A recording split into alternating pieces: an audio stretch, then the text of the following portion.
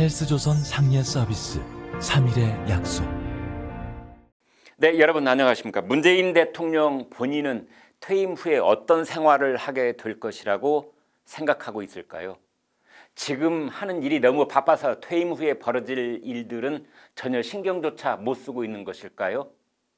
퇴임 후에 양산 자택으로 물러나 있으면서 해야 할 일들을 구상하고 있는 것일까요? 그동안 일궈놓은 대북 정책의 성과를 후임자가 미국의 바이든 대통령 당선인 그리고 1년 반 뒤에 탄생할 차기 한국 대통령이 잘 이어받기를 바라고 있는 것일까요? 김정은 위원장과 개인적으로 쌓아놓은 신뢰가 있다고 보고 그것이 허물어지지 않기를 바라고 있는 것일까요? 문재인 대통령에게 두려움이 있다면 그것은 무엇일까요? 퇴임 후 자연인이 된다면 형사 사건에 연루되어 처벌받는 상황이 오게 될까 하는 두려움은 없을까요? 이번 주에 첫 공수처장 후보가 공개되고 있는데요. 그렇게 해서 문 대통령이 임명하는 공수처장이 퇴임 후 문 대통령을 수사하게 되는 그런 역설적인 상황은 오지 않을까요?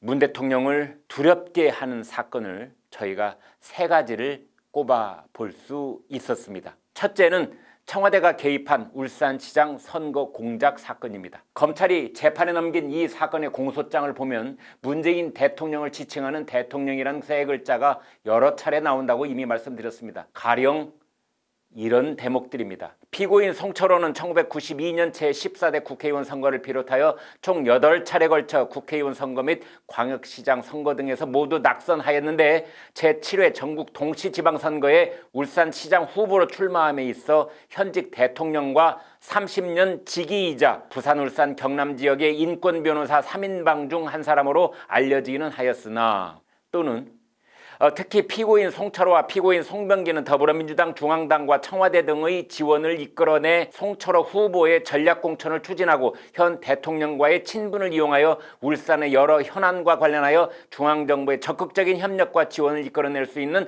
집권당의 힘이 있는 후보라는 점을 적극 강조하는 한편 또 이런 대목도 있습니다. 피고인 송철호가 문재인 대통령 및 대통령 비서실장 등과 친분이 두텁다는 점을 활용하여 청와대 주무비서관실 또는 선임 행정관 등에게 피고인 송철호의 선거 공약 수립 등 선거 운동을 위한 도움을 요청하는 등 당, 청과 정기 협의 채널을 확보하기로 하였다. 또 이런 대목이 있습니다. 굳이 예타가 안 되는 산재모 병원을 추진하지 말고 문재인 대통령 대선 공약인 공공병원을 추진하는 것이 더 유리하지 않겠느냐. 민선 6기 김기현 시장 실적으로 애걸복걸하지 말고 7기의 실적으로 공공병원을 가져가야 하지 않겠느냐. 또 이런 대목, 피고인 송병기는 2017년 9월 13일경 시에서 각 부차별 대통령 업무보고서 종합한 것이 있는가, 있으면 받아보려고 라는 문자 메시지를 보내 자료를 요청하였다. 뭐 또 이런 대목, 송철호가 대통령과 친구고 하니까 선거에 출마하지 않으면 공기업 사장이나 차관 등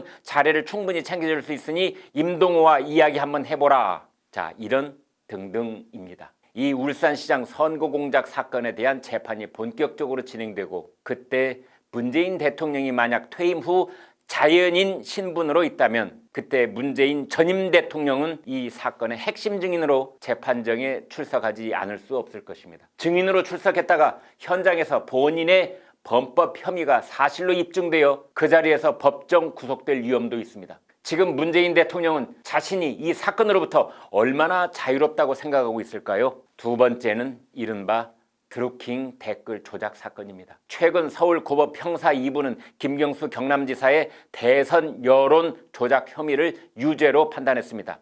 징역 2년을 선고한 것이지요. 김경수 지사가 드루킹 일당의 댓글 공작을 사실상 주도하면서 2017년 5월 치러진 대통령 선거에서 당시 문재인 후보에게 여론을 유리한 방향으로 조작했다는 것입니다. 이 사건에서 문재인 대통령은 핵심 당사자입니다. 대선 여론 조작을 주도한 김경수 지사는 문재인 대통령의 핵심 최측근입니다. 대선 당시 문 대통령의 모든 일정을 챙기며 대변인 역할을 했고 항소심 선거 공판 직전까지도 여권의 핵심 지지층이 차기 대선 후보로 밀고 있었던 인물입니다. 그런 김경수 지사가 대선 기간 드루킹과 10번이나 만났고 댓글 조작을 지시하며 보고를 받고 있었습니다. 그때 문재인 후보는 전혀 모르고 있었을까요? 모르고 있었다고 하면 누가 믿을까요? 게다가 드루킹을 김경수 지사에게 처음 소개한 송인배 씨는 청와대 제1부속비서관을 지냈습니다.